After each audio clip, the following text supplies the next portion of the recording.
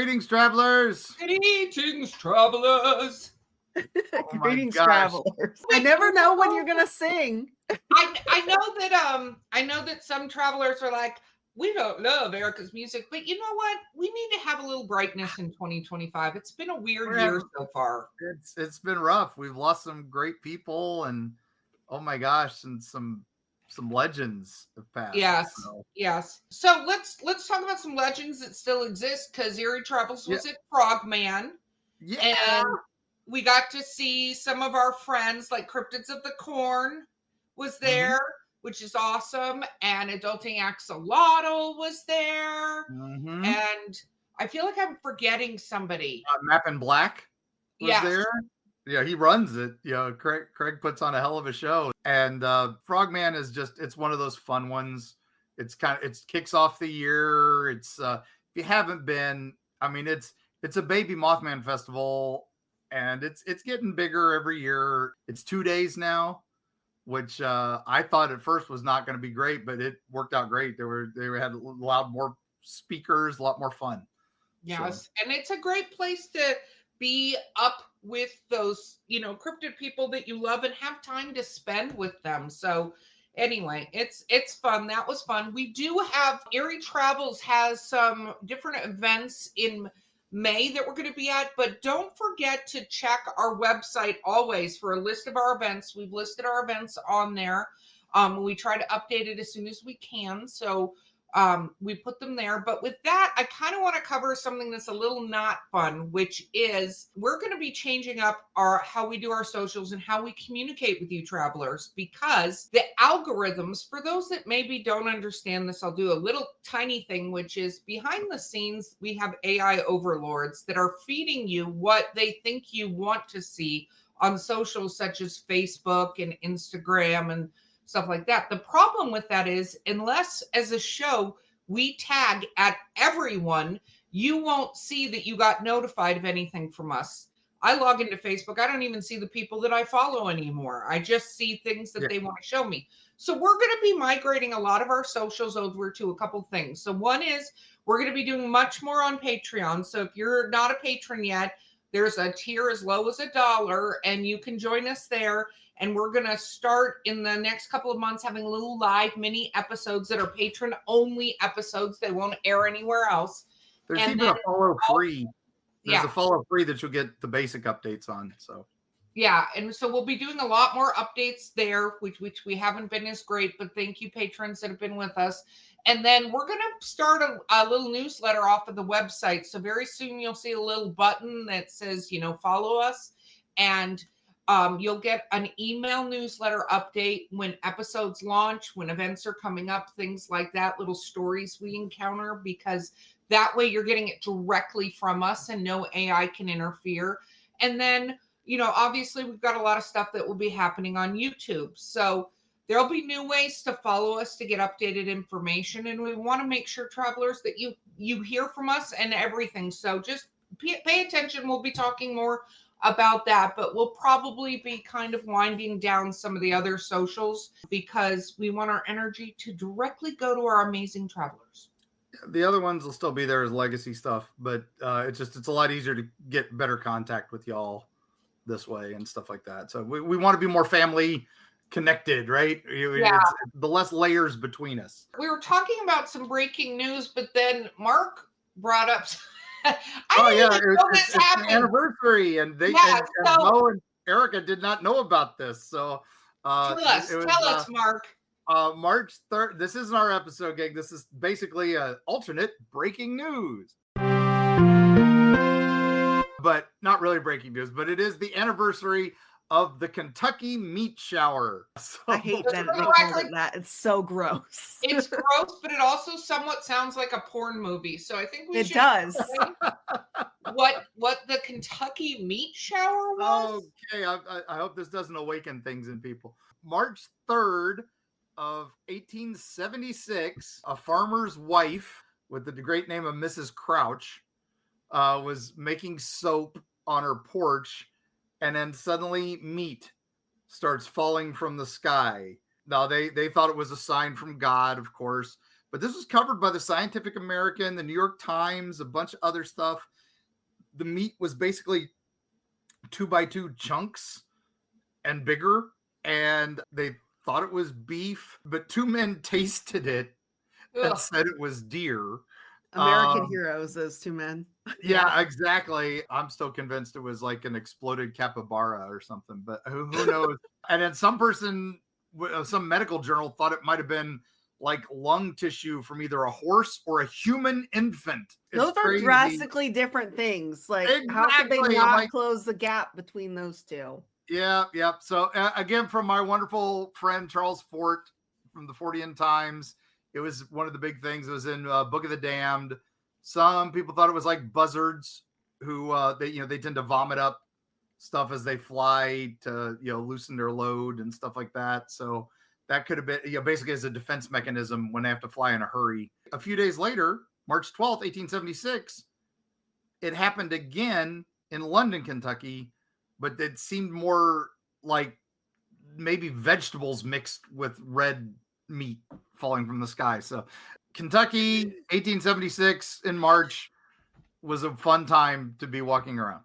Apparently not. Okay, just for the record, as funny as saying meat shower is, I don't want to be walking around and have random weird pieces of meat hitting me from the sky. I do not want that. Possibly puked up by buzzards. Or who knows? I mean, that's the obvious, that in 2024, they did open at the Bath County History Museum, Bath County, Kentucky, does have a preserved piece of the meat in a mason jar on display.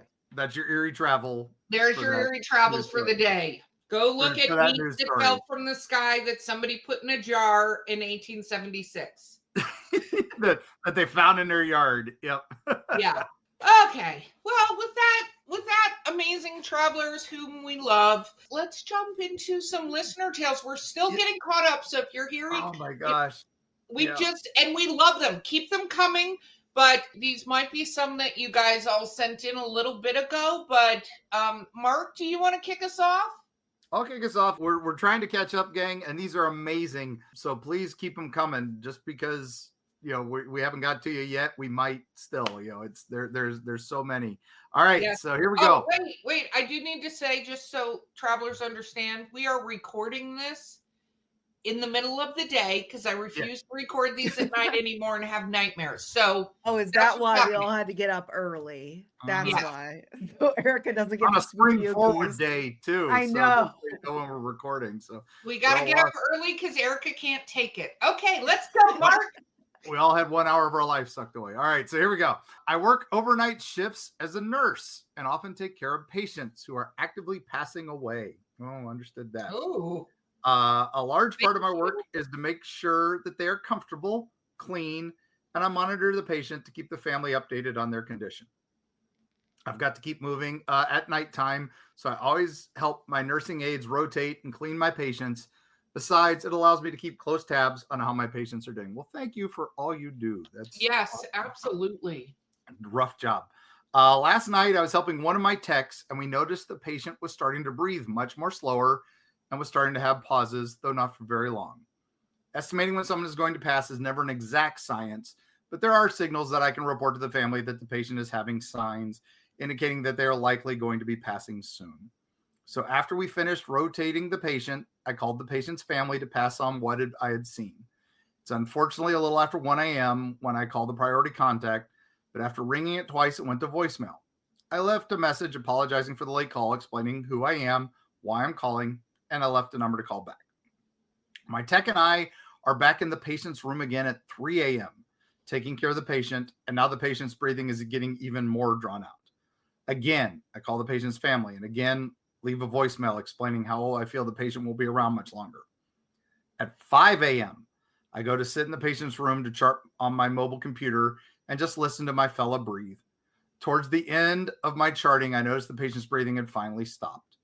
After doing a quick assessment, I called my tech into the room and we prepped the body for the family to come visit.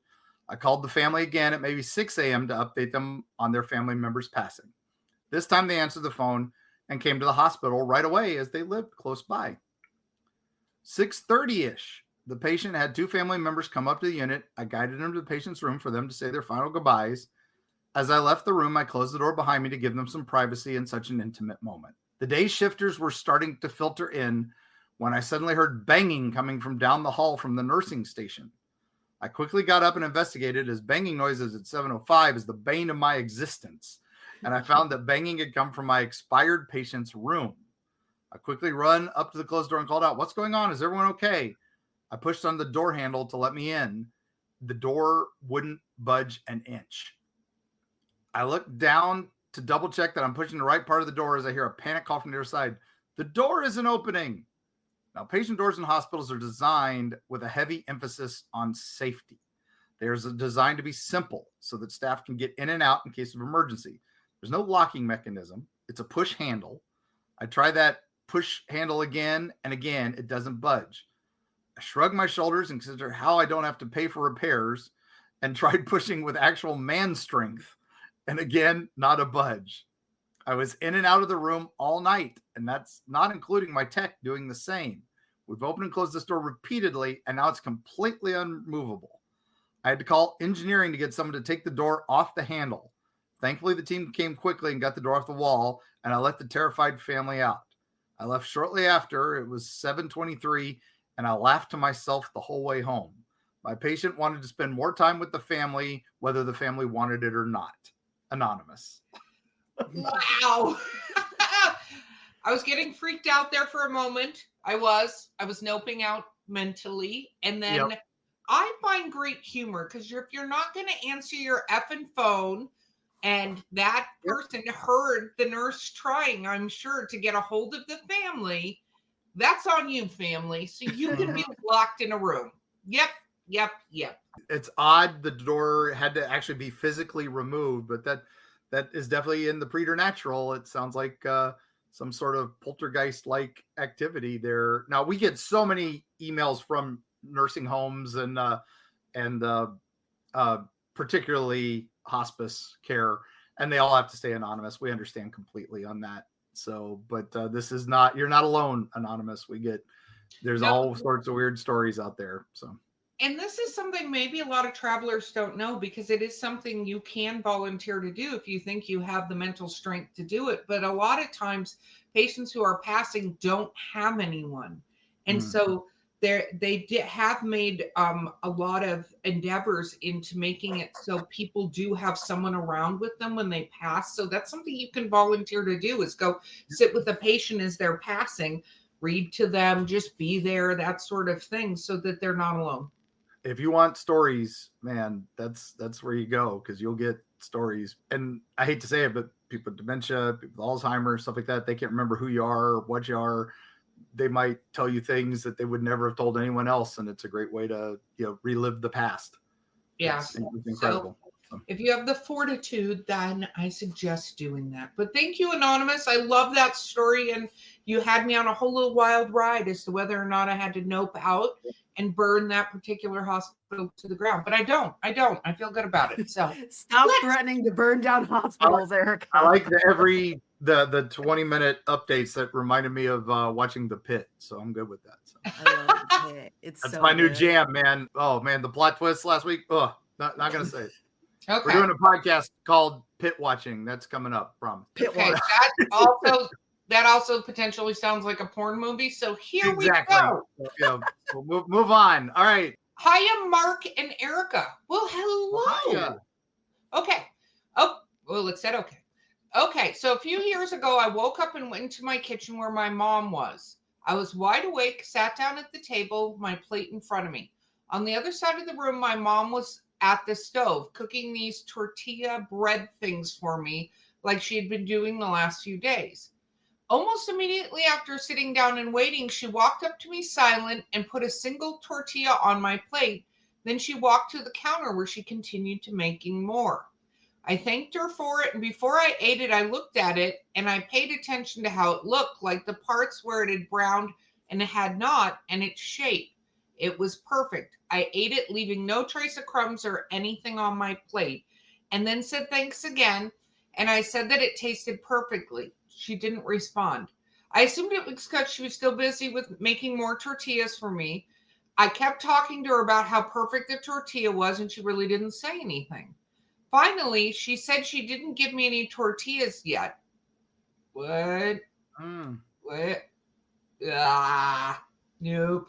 Oh, I just got goosebumps. Okay. Okay. She finally said she didn't give me any tortillas yet. I didn't believe her. I thought she was trying to trick me, but then I stood up and walked to the counter, and she hadn't even finished making any yet. She hadn't even finished forming the dough. I was completely confused, and I still am. I had no proof that she had even given it to me, and she didn't respond when I first thanked her and said how good it tasted because she didn't know what I was talking about. To her, I just randomly said that, and she never walked over to me or finished making anything. I sat down confused, then stood back up again, and at that moment, she had actually finished making the first tortilla, and it was still in the pan. And when I looked at it, it was identical to the one I claimed to have 8 minutes ago. I still don't know what happened that day. Kit. Wow. Whoa. Do you think she had like a time loop or something? That's exactly what I was thinking. I think that's some missing time there. That was either you premonitioned it or we had another glitch in the matrix type situation, a dimension slip, or it could have been just you imagined it. You knew what was you slipped ahead, not imagine, but psychically figure saw ahead what was coming. So I don't know. Yeah, no, Kit, work on your predictions because I think you could get very good at this, and I would appreciate some lotto numbers sent to us. Yeah, and let's start working on that. Think 3-letter symbols on the New York Stock Exchange for me. So yeah, Kit, that's amazing, and only super mildly creepy. So I do have goosebumps, but yeah, I'm gonna move on. Or it could have been a future ghost giving you a free tortilla. If they want to do that to my house, tortilla. I'm all about it. Yes. I mean, baked goods, we're down. Maybe some gluten-free ones. Okay, Bo, you're up, my friend. Okay, I'll try to make this short, but I'll put it out there. I'm camping over at my friend's place right on the river, and I've been staying here about 3 weeks now, as house used to be here was blown away in the Hurricane Ian a few years back. It's right on the water, right on the edge of the park, very wooded. It was pretty cold out last night, so I turned the generator on, which I normally don't. I was running the generator for about an hour and a half anyhow. I've decided to go to bed. I was laying in the camper and the wind was howling pretty good, and I hear this bang bang sound real loud. And I'm like, what on earth is that? And later on, it determined that it was Bigfoot slapping the side of my aluminum boat, which is right outside the camper, and I didn't think much else of it. And I laid in bed, and about 5 minutes later, with the generator running at the edge of the camper, above my head on the outside of the camper, I heard this ominous 3-dimensional, 4-dimensional sound coming through the wall of the camper, vibrating through my body. I wonder what a 4-dimensional sound is. What is a 4-dimensional sound? I think he's like implying infrasound. Like it was like whoosh, whoosh, whoosh, whoosh. Yeah, where you just feel it. Yeah. Feel it coming. Yeah. It's so hard to describe the sound. It lasted about 10 seconds. My entire body, every hair on my body lit up and froze. Me almost in shock, and I'm not the light of heart type of person. So I snapped out of it and shot up in utter terror, grabbed my handgun, turned on all the lights to flood the outside of the camper, and sat there quite in shock and still trying to interpret what happened at that moment there. I just sat there and I was like, what on earth? Immediately thought it was some kind of whirly large creature. Had to be at least 9 feet tall because it was coming down on me. The voice from the outside of the camper. Oh, so it's a voice now. Ooh. So I immediately, out of the blue, went to the internet to see if there are any Bigfoot encounters here. And then I saw this Jeff Cooks encounter on a map that is literally a couple thousand feet from where I'm camping, which recently happened. And then I happened to have a friend in upstate New York have a Bigfoot encounter, and I called him in the middle of the night. Then I got up enough courage and all the lights on, and I came out of the camper and turned the generator off and looked around while it was pouring rain and the wind was howling. As I went to the front of the camper to check it out, all the hair on my body stood up again, and I looked toward the wood line with the flashlight, and headed to turn off the generator. We turned it off twice, I think. That's basically the story. And that sound was unworldly, multi-dimensional sound of pitches. And it's hard to describe, but that's the truth. And glad to share with you. Thanks for listening. And this was in Mayaca, Florida, which I know Mark has talked about many a time. Yep. And I don't like the sound of that. And it's another anonymous. So thank you, anonymous. Reason I will never go camping, travelers. Mayaca is famous for the skunk ape, the like the silverback skunk ape photo there, and that area is Stacey Brown is very familiar with Mayaca. I had some stories come out of there my days researching that area of flying humanoids that like Mothman style or Bigfoot, and then Bigfoot gargoyles. At one point, somebody told me about out there. Mayaca is a crazy swamp. If you go just a little south of Tampa Bay, there's this big, just swampland, natural forest, and there could be a lot of stuff out there. So yeah, that's. Do Bigfoot often have multiple pitch sounding roars? Meldrum had the Sierra sounds, which no offense to Jeff Meldrum, I'm still not sold on the Sierra sounds, which is going to get me in trouble with some of the BFRO guys. And Jeff, I love you. I do think your work is great, so no offense there, but I do think they do make these deep guttural sounds. That's one thing we've heard from all of our Bigfoot hunters.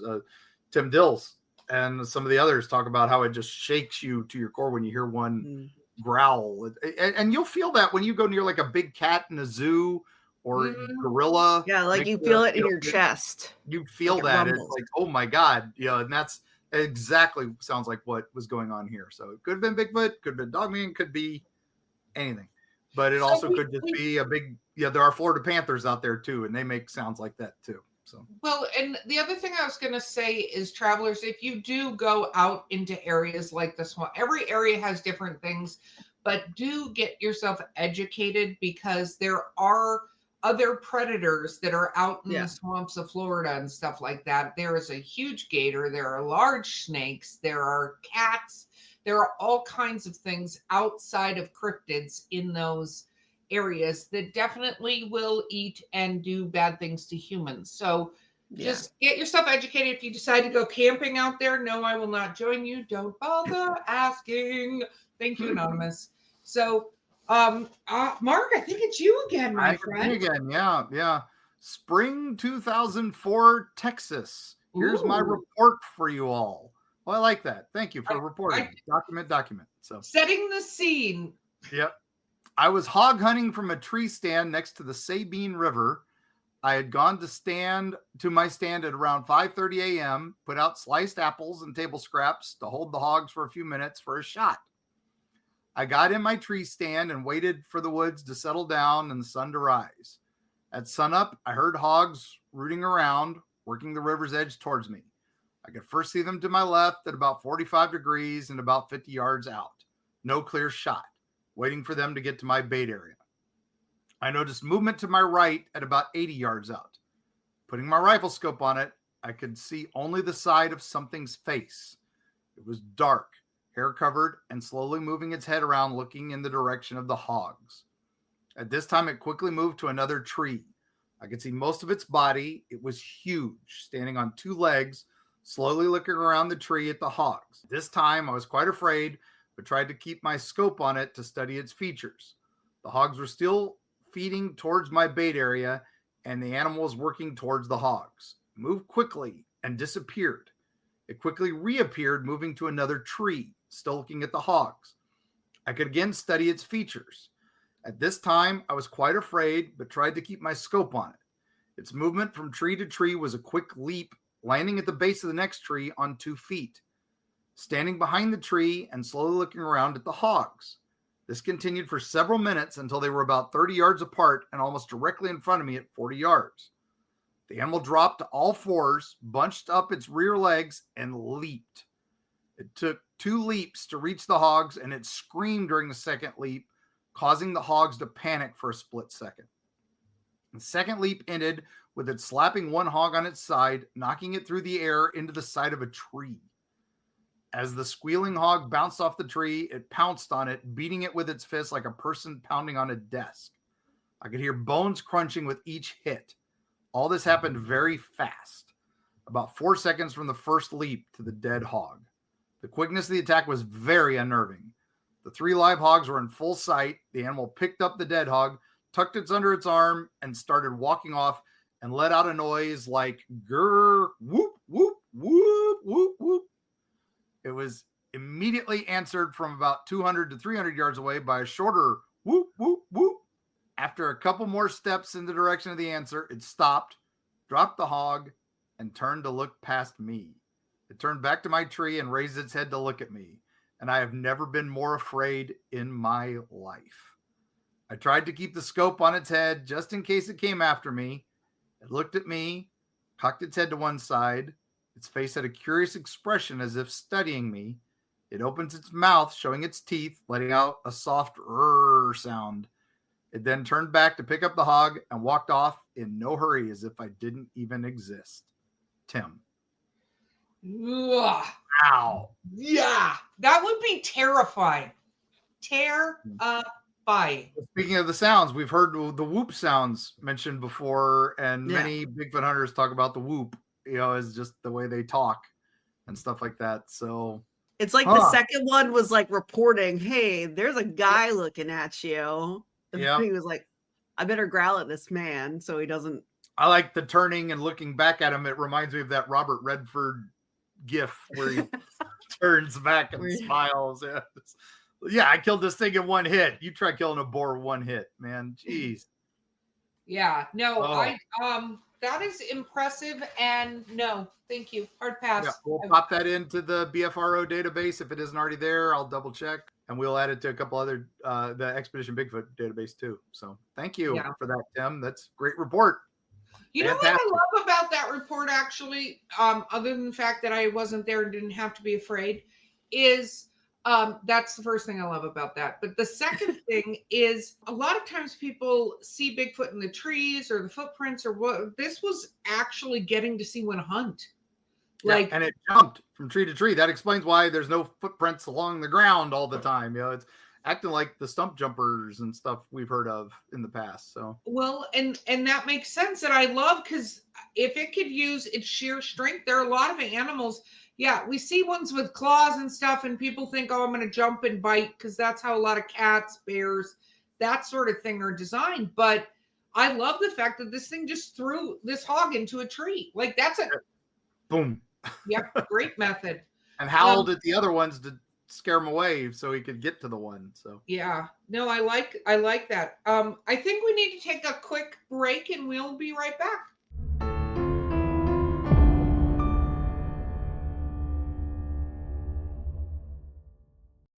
Destiny Beard, the lyrical soprano who will haunt your dreams.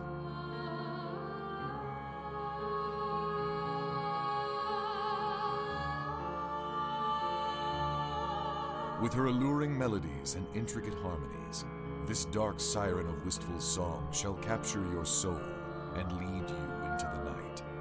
Check out Destiny's new single, The Haunting Is Over, with international musicians Sam Haines and Gary Bennett, as well as her other musical works at destinybeard.com.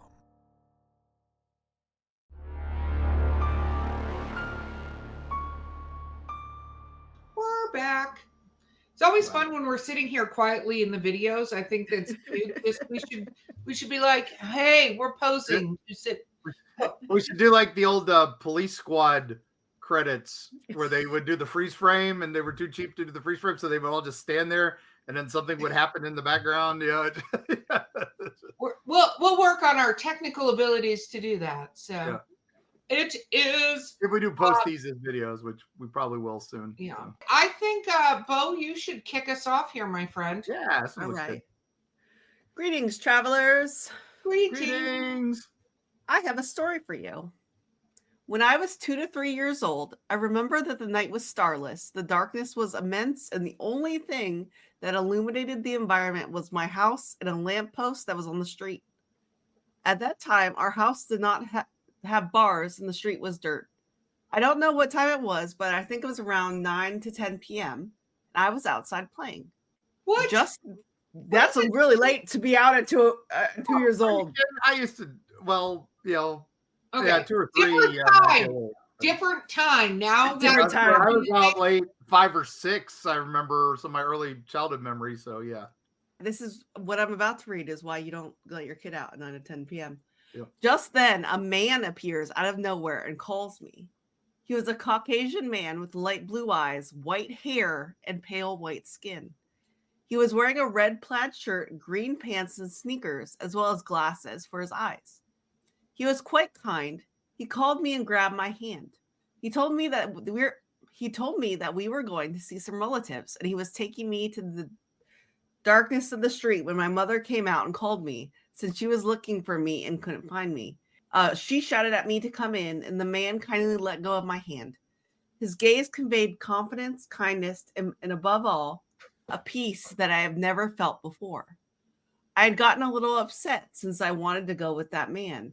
The peace and happiness that he radiated was something that until today, at 18 years old, I have never seen or felt such a sensation in another human being, not even in my own family. When he let me go, the man said, "Someday we will meet again, son." And he walked slowly, disappearing into the immense darkness of the night. I have always asked my mother about that man, who he was, and if it was possible that he was some flyer or kidnapper of infants. She claims that night she didn't see anyone with me and that I was completely alone. I was going into the dark with no one, alone. Those words still leave me thinking today and make me believe, along with other experiences I have had, that life after death is a reality, and it is more complex and full than we believe. Someday we will meet again, son. And this is from Anthony. Why, thank you, Anthony. Yeah, wow. A lot to break down there. You should probably have your 2 or 3-year-olds inside at night. That's what I hope that was a previous spirit friend for you, Anthony. But my mind, of course, went to immediately bad things. I was like, that is a murderer. My thought went immediately to the Fae or something else. That's where I went was Fae. Because there's so many rumors about them wanting small human children and training and stuff like that. Yeah, this could be there. That's a lot of bad and a lot of. I mean, now you felt that peace and serenity, so maybe it was. That could have been. That could be fake peace and serenity, like some sort of yeah. Look at us here at Eerie Travels. We will go to the dark and macabre very quickly. We're like, don't walk away with strangers, even if they seem like they're nice. They're probably not. Yes. Yeah. Oh my gosh. Okay. I'm going to do the next one. Hey, Erica and Mark. Hello. Hey. Oh, I like this one. I agree with Erica about having invisible friends when you're a kid. Well, thank you. There you go. I already know I'm going to be terrified reading this. So, well, Erica, you get the win right there. There you go. Yeah. Invisible friends. Well, that last story we read, I mean, maybe that was an invisible Maybe it was an invisible friend. Maybe. Yeah. Taking them into the darkness of the woods. Yeah, that's great. That's terrifying. I love when my invisible friend takes me to the darkness in the woods. Yeah, don't follow invisible friends to the darkness in the woods, because that term friend may not be quite as genuine as you need it to be. Okay, back to our story where I'm right. I just needed to highlight that. Okay. I used to talk to my dead grandpa when I was a little kid. Didn't even remember it. My dad was the one who told me, and he don't believe in ghosts. I regularly saw a translucent figure walking around the house, standing next to my bed. Human-sized black figure swinging between trees at midnight, etc. during my childhood up to my teenage years. Then it slowly disappeared by itself. Fast forward to today. Okay, I already got goosebumps again. Woo, okay. I can still sense paranormal presence, especially when I spend a few days, weeks in a new place. The last time I actually saw the translucent figure walking around was like 15 years ago, when I first moved to my first own house, and never again. 5 years ago, I built a holiday beach house in an island, and 2 years ago, we moved to another house close to my first own house, but I never saw anything on both the new houses. I sensed a strong presence on the yard of my beach house, which was confirmed by a local elder, but never saw anything. Turned out my second daughter is kind of inheriting my sense. She regularly pointed and proclaimed seeing a person walking around in my bedroom when she was 2 to 5 years old. None of my other two children ever did that. Same as me, but much earlier, she stopped seeing spirits and never mentioned anything paranormal. She's 13 now. We visited my dad's house this Christmas holiday. I'm still here at my dad's house right now. Since my mom's passing 3 years ago, the house became creepier and creepier. 4 years ago, when my mom was first diagnosed with cancer, I witnessed the sound and vibration of wooden chairs being dragged back and forth on the wooden floor on the second floor at 1 a.m. twice 2 days in a row when nobody's up there. It was so violent and angry sounding. Of course, everyone except my wife just laughed at me when I told the experience. I was convinced that this house is evil. Well, we all know my solution to that. Okay. 2 days ago at 1 a.m., my second daughter, who used to see things, ran away from my dad's room. There were 3 of my kids, my niece, and my dad bunking together in my dad's room that night. She was never scared of a ghost ever. She laughed and watched scary horror movie, but this time I can tell she's really afraid. I calmly asked what she saw, and she saw a small cupboard-sized headless figure sitting on my dad's rack, and she kept staring at the headless figure. The face suddenly popped up from the headless figure, and she freaked out. Never, ever before. I'm a bit freaked out now, and this enforces my thoughts that this house is evil. As far as I know, friendly, harmless spirit will always take shape of a human being. Anything this weird, out of shape, definitely is sent by the devil himself. What is it? Exclamation mark. Busy convincing my dad to move back to his proven clean and good old house right now. Nope, out. Am I right? Lisa. Well, Lisa, as we all know, the Erica methodology of these situations is to nope out and then burn the house to the ground. Yeah, I was going to say, where's the flamethrower? Yeah, where's the flames? Yeah. No. But I mean, here's the interesting thing, and it's interesting this happened after your mother passed, is I wonder how much of a protection spirit your mother was and didn't know it, meaning like her own strength and radiating that maybe kind of kept whatever's at bay. I do some research into the location of this house. If you want to confidentially send us the address, we can do some research. Mark absolutely loves going down the rabbit hole of such things, and we can find out if something else happened near there. But to me, what you're seeing kind of sounds like a fear monger. That's my first guess, is something that is intentionally feeding off fear because of the shape. I don't personally believe in demons in the Christian sense of that, like heaven, hell demons, but I do believe there are some things that are dark, and we've talked about fear mongers negative. A lot. Yeah, it definitely. I mean, it sounds like there's something attached somewhere and all that. So I would try support. Get a cleanse of the house from however you want. Either do it yourself or get somebody. Like so, reach out. We'll get a team out there to help. It's that's some crazy stuff. It definitely is. You could try the railroad spikes, the iron ones, see if that makes a difference. You could do the salt thing and that sort of thing. You do crystals. You could just see, because it may be something that's not necessarily attached to the house. It could be attached to a person or an item in the house. So something to think about, especially if you're scraping and stuff. Maybe look at any items that were added to the house, a chair, a dresser, I don't know, something, date coincidence, but I don't love that. So no, thank you. But if you send us your address, we will try to help you if you would like. So, okay. Yeah.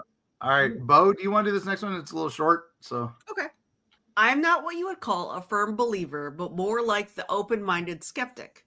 I have had my share of odd experiences, but nothing I would call a cryptid or supernatural. The one that stands out happened after my grandfather passed away in 1999. I had just missed my chance to tell my grandfather goodbye while he was still alive because I had missed my alarm to leave. After a 5-hour drive, I had missed it by minutes. I went out into the woods, angry at myself, and wandered for hours until it was well past dark.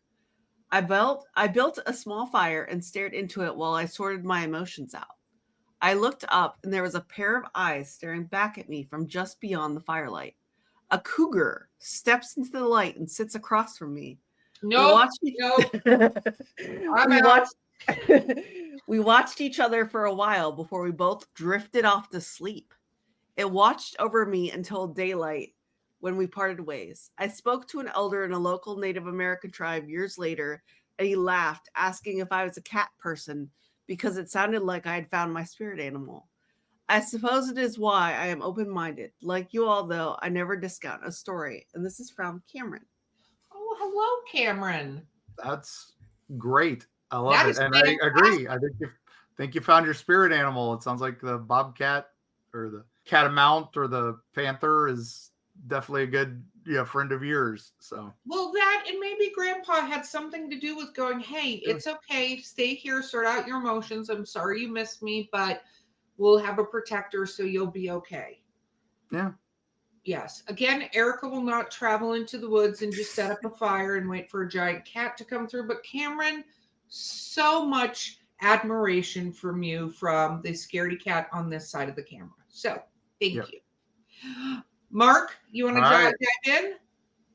All right, this is a big one. So buckle up, gang. Okay. I'm 16 years old. My mother was in a bad position when I was 4, and I lived with my grandma from the time I was 4 to 8. I remember vividly the first time I saw this. I was in bed talking to my grandparents, and I felt almost like drawn to look in the hallway. I could see through the door as it was wood with giant holes in it as the design. I don't really know how to explain it, but I felt like I had to look out of it. It was a very weird feeling. I looked out, and as absurd as it sounds, I saw a blue ring open up that looked like a portal, and a tall, completely black, pitch black figure stepped out. No eyes, no features, just a human as if it was pitch black. It's the darkest color I've ever seen, and it walked out of my eyesight. I instantly told my grandparents and was on the verge of a breakdown. However, despite my grandma being extremely into the paranormal, she didn't believe me. We've all been there. Oh my gosh, yeah. I've had encounters so many times. However, I can only remember 4 as I was very young. And to be honest, my whole childhood is a fever dream due to mental issues. And no, I'm not schizo and imagining these things. These were real. They had to be real. But the one of the encounters that's the next one, I don't recall what order I saw them in. It was a white one. It was right next to it. I was walking into the bedroom, and as I didn't see it through the door, despite it being white, it was super bright, like blinding. But at the same time, it was so dim. I don't know the right terminology to use for its appearance. Same as the black one in terms of height and features, but it was tall and had no features. I felt very protected when I saw this one, almost like it was trying to warn me of something. I was close enough I could have touched it. However, being a child, despite the feeling being protected by it, I ran out of the bedroom. I went and got my grandparents, but again, they didn't believe me. Yeah. The next time I can remember, it was in the middle of the night, maybe around 2 or 3, and I got up to use the restroom. I walked into the bathroom as I was sitting on the toilet with the seat down, and it looked at me. It didn't have eyes, but it looked at me. It moved its head and acknowledged me. I instantly ran out, told my grandparents, and at this point, almost every other day I told them about it, they still didn't believe me. I had a dream that night, which I can remember as good as these encounters. My grandpa went to open the bathroom. It was connected to the kitchen, and so was the bathroom. And this shadow person lunged at him and stabbed him in the neck, but there was no blood. And the thing had no knife or nothing. It was holding something, but I couldn't see it. And it was the most terrifying dream I've ever had then. I told him I would never go back to the bathroom again at night. There's an Erica response right there. Yep. Let's hold it till morning. All right. Okay. We're halfway through. A week or two or some point after the dream and the encounter in the bathroom, I woke up and I had to use the restroom and pleaded them to come with me. However, since you could see the bathroom from the bedroom door, they just sat up and told me I'd be fine. I walked out, slowly opened the bathroom door. As I got a glimpse into the bathroom, there was one standing there, like it was waiting for me. I'm literally getting chills as I'm typing this because as absurd as it sounds, I knew it was coming and it was waiting for me. I ran back to the bedroom and stayed up the entire night next to my grandparents under a blanket. I can't vividly remember any more encounters. However, there were definitely more. It was happening at least weekly. My grandma recently passed, however. When I moved out, I was 8 around the time. And around the time I was 12, she told me she was sorry for never believing me and that she had finally seen one as well. She was laying on the couch and we had a porch, but it had walls. I don't know the name of the room. You walked into the house and there was that room that actually into the house. And it was kind of like the living room, but through the door, that room to the living room. She said she saw one staring at her through the window. She got up and looked and it wasn't there. Ever since then, she believed me anytime I said I saw one. But that's another weird thing. I never saw them again after I moved out. I was maybe one in the corner of my eye, but I chalked that up to my imagination. It was never vivid sightings of them in the same room as it was like before. I still haven't seen them. And like I said, now I'm 16. It was literally 8 years ago.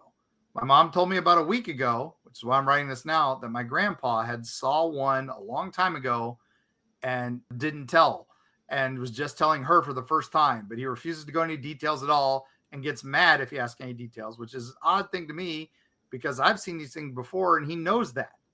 But that's my experience with these things. And every time I saw them besides the white one, I felt pure terror, unlike any kind of scared feeling I ever felt to this day. Also, a side note, my family has a history of weird things happening to them. My great grandma had a dream where she was attacked by something and woke up with marks all over her arm. In her house, every one of the family says it was a ghost in the basement and they could smell cigars and weed growing down there, but she never smoked. My mom, grandpa, and great grandma and grandma all said the time there was something down there. My mom had things being moved out of place in her old houses, like paintings and things in her closet that belonged to my father, and he had passed away when I was 3 months old, that she never touched. So at least I know I'm not the only one that's crazy in the family, or I'm not the only one that's seeing things. If you have any experiences similar to this portal I described, please let me know. I've never heard a story about the shadow people, which involved that, which is odd. Thanks for reading. I just wanted to share my experience. I know I'm 15 days late as well, but Happy New Year's. Please keep me anonymous as I don't want my mom to know. Oh, well, hello, Anonymous. And that is terrifying. That really sounds like a hat man to me, but it's interesting that it's, seeing the portal is interesting. That definitely, I mean, the shadow figures and then the light figures, that's definitely, I mean, we associate that with, of course, Christianity associates with angels and devils. I mean, but the Babylonians talk about these things. The Sumerians talk about these things. Every thing in the world talks about these things as negative and light entities. And that feeling we get of terror and that feeling we get of protectedness. You're not alone there.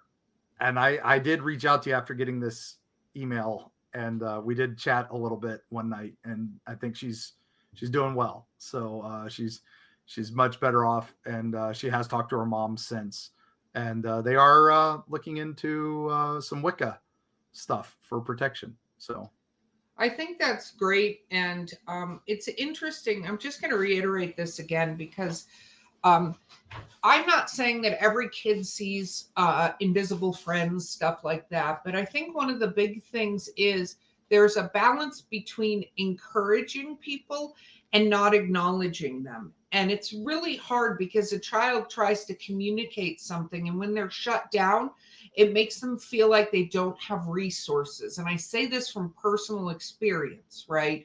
Is if they're experiencing something real or imagined, there's usually either something that you want them to be able to feel safe in communicating. And if it's imagined and there are issues with mental health, then they need to see professionals. There's like a balance. So don't just shut down children's communications, because I think they're more apt because they're not set to already not believe in something. And also, I do think something like Grandpa, where he refuses to admit he saw it, but then we'll talk about it. I mean, we get that with some of our Bigfoot shows and stuff where people are like, oh, I can't believe I'm here with my grandfather who said he saw a Bigfoot, but then he won't talk to me about the ghost I saw in my house. And then later on, Grandpa, when he's on his deathbed, says, oh, yeah, I saw the ghosts too. I didn't want you to think I was crazy. And yeah. The world we live in, sadly.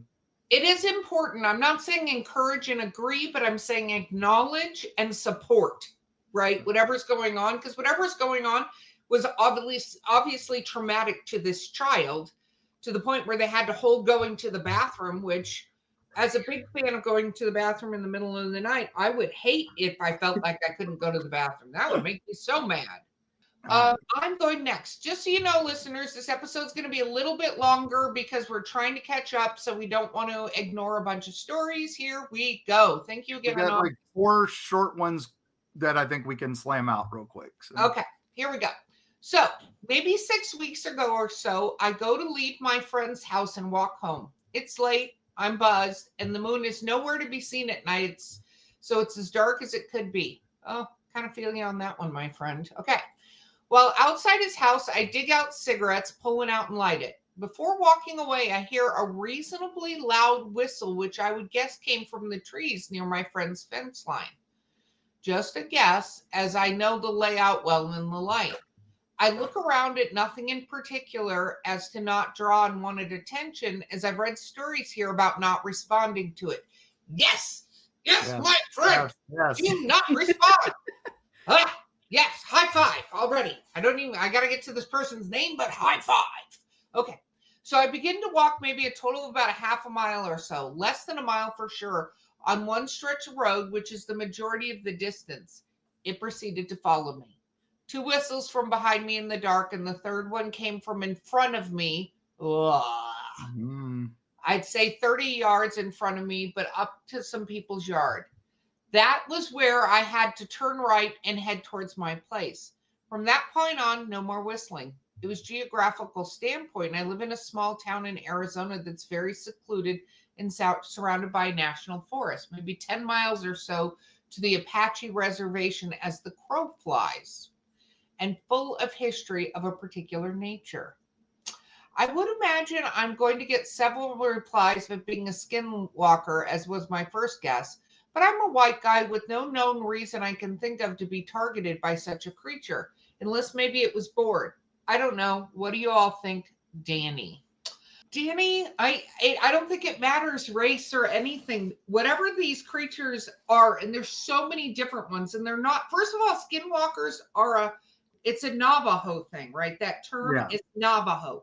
That is not what every indigenous. I mean, there are shapeshifters in every major religion and every folklore, and it was very common amongst the natives of our land, and that area does have them. But that whistling in the dark, that could be the behinder. There could be a lot of there's a lot of the hide behind and all that. Those things are Appalachian names for them, but they transcend. They're all over the place. So so you did the right thing, and you're still here to write about it. So that's the key. You did the correct thing. Virtual high five, Danny.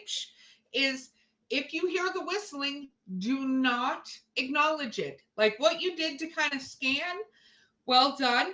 But just keep going. Just keep going, because that's the thing is whatever these entities are, I'm going to call them entities since they're preternatural and we don't know, but the different flavors of this, the problem is when you acknowledge them. So you did the correct thing. Well done. And your race doesn't matter, because these things don't care about that. What they care is finding prey? ? Victims? I don't love that, Danny. So well done. You did well. And I appreciate that you were slightly buzzed, because that maybe helped you get through that entire thing without that kept him safe. Yep. All right. Okay. Bo, why don't you do the next one? Yeah. Okay. I lost my grip on this plane of existence. That's a hell of a way to start a story. I love it. I do that every morning. Yeah.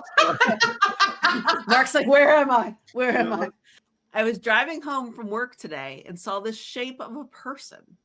It was at the corner of this intersection, dressed normally for the weather. It was not walking, but was shifting about a foot to either side of where you could see its body. It vibrated in such a way that startled me for a second. I then focused more closely on it and could not discern any facial features at all. It was like looking at static on a television screen. I thought at first it must have a mask on of some sort. The car in front of me must have seen the same thing as I was, as I slammed on their brakes with me narrowly avoiding them.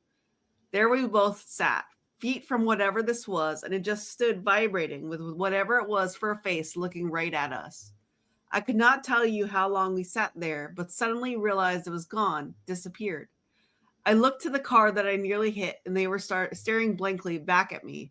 Suddenly, a car honked from behind me, and we drove away. And this is from Anonymous. Wow, Anonymous. I'm going with glitch in the matrix, meaning a dimension shift where something was there that was there somewhere or other timeline. I love that someone else reacted to it. Yeah, So like it wasn't just it. them. Yeah, that always helps when you know somebody else has experienced it as well as you. Yeah, that's my guess. Dimension shifting, and because we don't know how these dimensions work. It's something you saw something that we don't understand. That's preternatural right there. So, and that static face, we've heard that before. People have written in about that before. So I think this is some phenomenon. It happened on the X-Files too. So I'll look more into that. Fun. My turn. Okay. I can see my deceased cat regularly. Oh, nice. Okay, I've seen Pet Cemetery. I don't love this. Yeah, I had a pet cat. She was only 4 years old when she was unfortunately killed by stray dogs over a year ago, December 2023. Oh, I'm so sorry. We buried her the day she passed. For the past year, 2024, I've seen her multiple times. For example, after like a month after her passing, I was walking down the street alone, that area not locally. I was just taking a shortcut and suddenly I heard that familiar meow. I looked back and sure enough, it was my cat. Now you might think it must have been another cat, but no, there isn't a single cat in the area who looks like my cat. She had white fur with orange areas. She also had eyes of two different colors, one blue, one yellowish. When I saw her, I froze. I couldn't process it. She ran into the bushes, and most of all, the bushes didn't rustle. That was the first time I saw her. Next one night, I woke up, was going to the bathroom, and suddenly I saw her in the window that she used to sit on most of the time. I thought I was just sleepy, and I rubbed my eyes, and she wasn't there anymore. I saw her 3 more times after that, and it only happens when I was alone. I saw her last month, and she was running away from the window. This is not made up. I'm generally worried about what's happening. Glory. I don't know. That sounds nice. Like I wouldn't worry. I really wouldn't worry. I feel like this is watching out for you.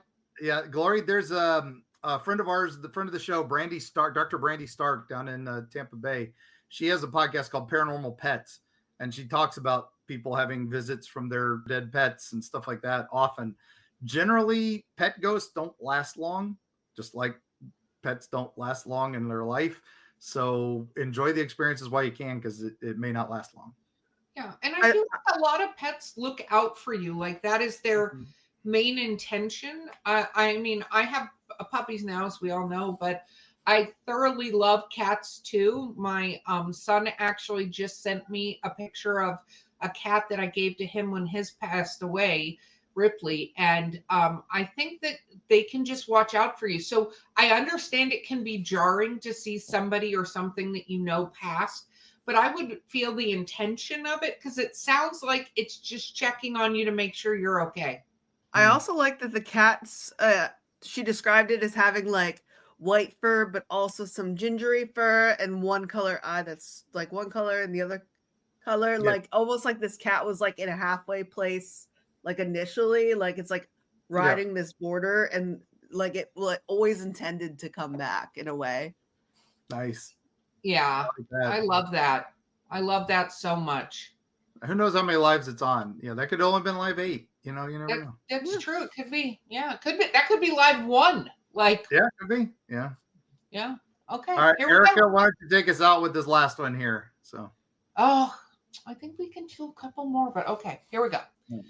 I thought I would share a recent story in light of the fact that many of us were recently at the Great Florida Bigfoot Conference. Some backstory. Maybe around March, my family was at a playground in Lithia Springs Park. We noticed that my son, who just turned 3, abruptly left the playground and wandered to the edge of the woods. He was peering in at a spot of a game trail, like he was about to enter. I went over there and asked what he was doing. He told me Krampus was there. Wow. Okay.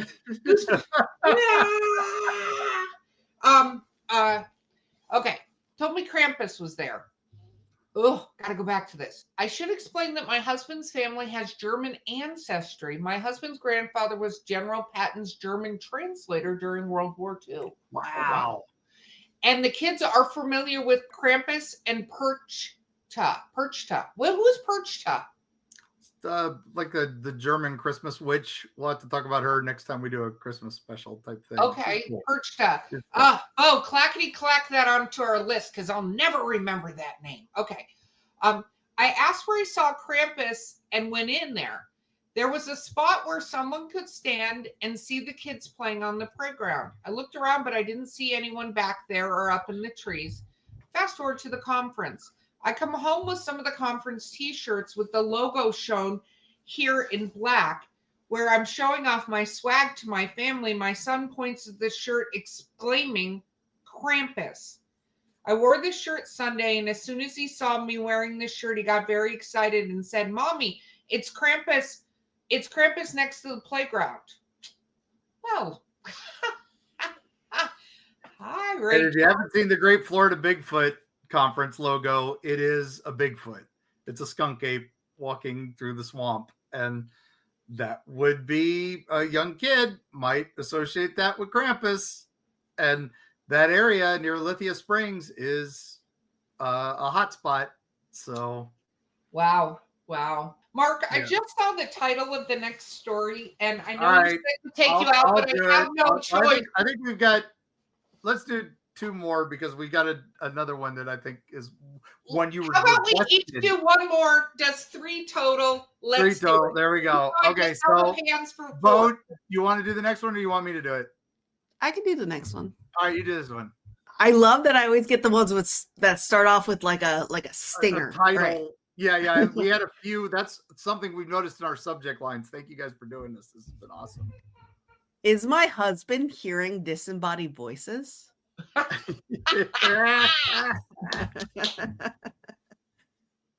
My sweet husband of 5 years, just dropped a bomb, and this bomb with all caps. There you go. He woke up and said, I have to tell you something, but I don't want you to think I'm weird. I said, I already do. How many times do I say that? Every day. Mark's like, if I need to say something, you're going to think I'm weird. Yeah, so he says, when he lays in bed awake after everyone else is asleep, he hears voices. After ruling out schizophrenia, he explained that it's like a conversation in another room. He's hearing someone having a conversation in another room. That is in here. I didn't add that myself. He can't make out what they're saying, even though he tries to focus in on it. He said it's like listening to a TV or radio. It's like chatter is the word he keeps using. Like we're still in bed and I'm writing this in real time because what? I'm into the paranormal and he gets the experience and he never told me, but there's more. He then goes on to tell me of several experiences throughout his life of hearing voices like this. One seeing a full-on apparition and having objects inexplicably move around him. He said somebody even once told him the paranormal activity in his childhood home is more active when you're here. Not to mention, he's sitting here telling me this like we're talking about the weather. I don't even know what my question is. He's probably definitely experiencing paranormal activity, right? Do I get an EVP, get him excised, just live vicariously through him? This is so cool. And this is from May. Wow, May. Well, first of all, I love that your husband waited 5 years with you fully in love with him to go, oh, by the way, let me tell you about this thing that's gone on in my life forever. So I appreciate him fully. Again, another virtual high five. He just had to make sure she was all in first. Yeah. You know what I kind of wonder though, when he was talking about the voices and we talked a lot about like other dimensions, other layers, like we don't know how any of that works and how that sort of thing. And I go, is he's close to that where he's hearing the layered like very faintly, or is he hearing stone tapes around him of things that were left in the houses? I have to say that this is something my kids and I both talk about this, that we hear that similar type thing. And that's why we've always thought, well, we live in the city. We're hearing, stuff, voices carrying from stuff like that. But now we're out here in the woods, I still sometimes. I mean, So that's also sleep with white noise. Yeah. That's my Also, biggest sometimes your brain like fills in gaps too. Like, there's been times where I've been in the shower or something, and I swear I hear music, and then I turn off the shower and there's nothing there. It's because your brain tries to fill in stuff sometimes. So it might not be a ghost. It might just be your brain. But being I a would, brain, tell, you but know? he did have a paranormal experience. That's true, because with the stuff like moving that. around.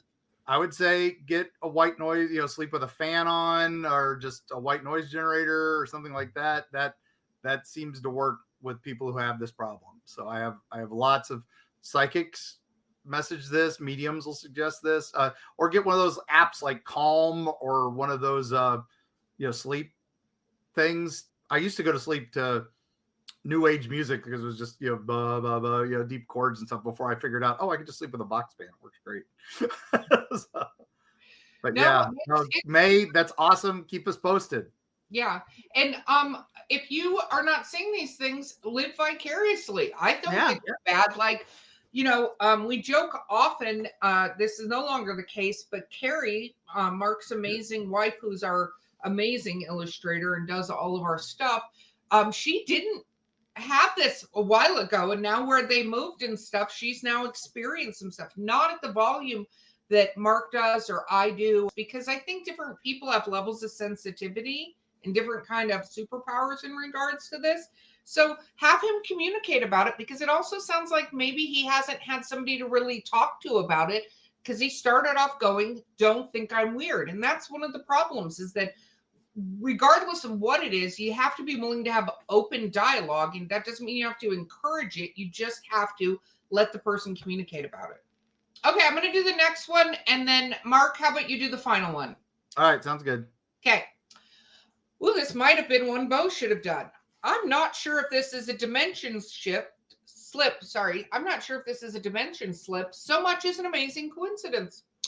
Oh, you requested these. These are the ones you were requesting. Just to piss off X. Here we go. Yes, here we go. And just for the record, I have to say now, every time something happens, my husband goes, well, maybe you pissed off X again.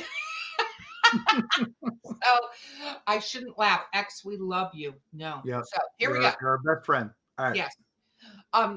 About 15 years ago, I had an awful breakup and got a tattoo that says Alas I'm saying this wrong. Alice volat properis. Okay. Which is Latin. What does that mean? On my foot. I'm trying to remember something about let's see. Oh God, my Latin is so rusty. Sorry. No, that's fine. Okay. Give me a moment. You Google that so we know what it means. Okay. So they got this on their foot. Years later, I randomly, unexpectedly moved to Oregon. I had lived in Ohio, and Oregon was not even ever a state I thought about moving to or wanted to live in. I was on a date one evening, and we started discussing tattoos. The guys would tell me that the phrase "elastildat proproptis," I'm probably saying it wrong, sorry, travelers, was actually Oregon's state motto. She flies with her own wings. Okay, so that's the state motto of Oregon. Okay. It was definitely a serendipitous moment, but the real shocker came 2 years later. I was in San Francisco celebrating my birthday with my then boyfriend and daughter. We were at the top of Lombard Hill next to a group of girls. I looked down at my feet or the road, I don't recall, and saw a girl in the other group that had the exact same tattoo, exact same spot and print and everything. I commented because I was excited, and one of her friends said, hey, you have to tell her the story. She had the exact same story as me. Bad breakup, moved to Oregon from Ohio, had never intention of doing so. She found out after she moved that it was the state motto, and joked that she knew she was in the right spot then. In hindsight, I'm pretty sure it was a glitch in the matrix, and she was me in another life, because it was just such a crazy coincidence. I can't think of another way it's true. P.S. I have witnesses that this happened. I really wish I could have exchanged info with her, because 10 years later, I still wonder. Sarah. Aww. That is so kind of weird. That is really weird. I love that though. It's synchronicities, thinking things just, energies pulled you guys together and you had similar tracks. And yeah, I'm not saying that's paranormal. Again, preternatural, something just happened, and it was very, very cool. Yeah, and it's the very world works in mysterious ways. So. Yeah, very glitch in the matrixy kind of situation. So yep, very much. That's what you wanted, Erica. You got one. There you go. I do. Listen, travelers, I love when you send us stories of things like this. Yeah. My next request is going to be this. I want monster under the bed stories. I want stories. Do you want to not sleep, Erica? Because it sounds like you just told us you had a great night's sleep and now you're going to ruin it. Yes. Why are you Yes. I want monster under the bed stories. Okay. Wow. We're going to, Erica has decided to break the stocks of IKEA and Mattress Firm and yes. Yes. All right. Okay. Mark, final one. All right. Oh, thanks, Sarah, for that one. That was epic. Yes. So, let's see, and made me try to revisit Latin in an early morning, which I was unable to do. So, all right. Sorry, Mr. Blessing. I failed you. Okay. So, I have a story to tell. Ooh. I'd heard this rumor for a long time, but I had a vintage waterbed passed down from my grandmother, and I absolutely loved it. It had a mirror on the middle of the headboard with cabinets and shelves on the sides. I used that bed until I couldn't anymore, and I finally got a regular bed and decided to do a mirror headboard. Since nothing had ever happened to me before all those years, I bought 2 of the door mirrors from Walmart and mounted them to the wall. Well, I like the big well there, all caps. I'm peacefully sleeping. It's morning time. The sun is out. I briefly wake up and want to change positions. So I go to turn the other way. I lay on my stomach. And as I'm turning, I catch a glimpse of myself in the mirror.